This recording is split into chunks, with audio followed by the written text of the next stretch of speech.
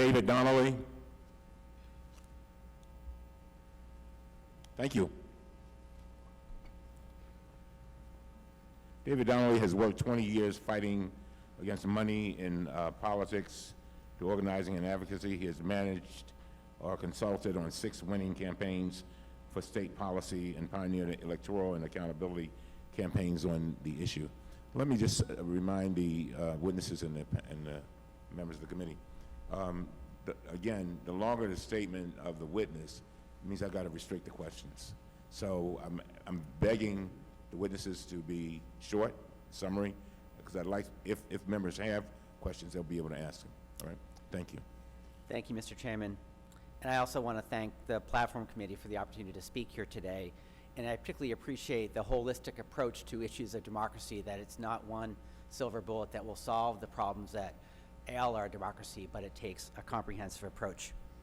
As part of that comprehensive approach, I encourage you to include a bold, comprehensive proposal to reduce the influence of money in politics and to commit to work to advance that platform in every possible way in the next administration. Americans want people who look like them to be able to run for office and serve in office. People like Tish James, New York City's public advocate and the first African-American woman elected citywide. Or Deb Simpson, a single mom and a waitress who served several terms in Maine's state legislature. Or Steve Gallardo here in Arizona. What they all have in common is they all have run for office when they had the option to rely solely on small donations and limited public funds, not big money donors or super PACs. Mark Hanna, the Gilded Age political boss, once said, "There are 2 important things in politics. The first is money, and I can't remember the second." The second, of course, is the people. But even those of us who remember the second part often forget to talk about it when it comes to the issue of money in politics. Too often we make the problem complicated by citing chapter and verse of Supreme Court decisions or regulations from an alphabet soup of agencies. We speak in cataclysmic terms, pointing to avalanches of special interest money or tsunamis of super PAC spending, billionaires buying elections. None of these stories include regular people or hope or progress. The conversation we have in this country about money and politics too often makes everyday people feel that it has nothing to do with them and that the solutions are too distant. That's wrong. Winning solutions have everything to do with the people, and people are beginning to mobilize and organize for change. Our bedrock belief in our democracy as a nation is that we create a government in our image, a government of, by, and for the people, not just the funders of campaigns, all of us. That's the promise of democracy. We strive for a more perfect union, never finished, just more perfect, always marching forward. The good news is that on the issue of money in politics, we know that there are working, concrete policy answers that make our democracy more perfect by encouraging lots of participation. The better news is that these solutions are popular with Americans of all political stripes. They are supported by both Hillary Clinton and Bernie Sanders, as well as a supermajority of Democratic elected officials in the House and Senate.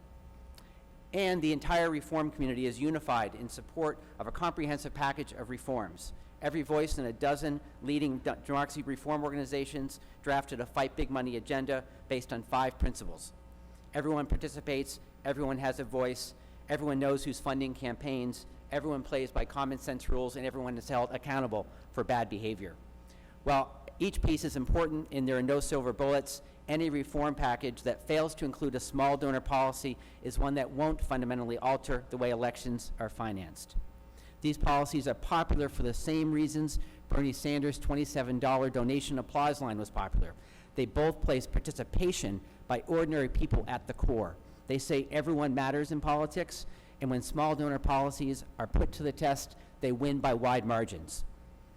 Last November, 55% of voters in Maine and 63% of voters in Seattle said yes to small donor programs. Now, passing this nationally, some will say, is a pipe dream, but we say it's already or soon to be the law of the land in a growing number of cities, counties, and states, including here in Arizona. It should be included as a component of a comprehensive policy as part of the Democratic National Committee's platform. And as part of that platform, the party should adopt and make explicit that the time for talk on this issue is over. We urge that the platform include a call to action on this issue through executive orders, appointments, engaging Americans, introducing legislation in the first early days of the new administration, and working on this issue in other ways, large and small. Thank you for the opportunity to present today. Thank you. I want to thank you for your testimony and know and say this to you and to Mr. Bornstein and others. And Dr. Zogby talked about this a little bit yesterday. As we listened to all of the information, we realized that we have no choice but to pull all this together and go forward. And we know that we can create a platform that reflects the very things that you talked about. Because a large part of what the American people are feeling is that they've been left out. That's right. And many of them feel that nobody cares.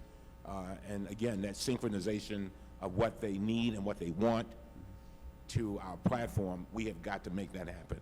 And so thank you very much.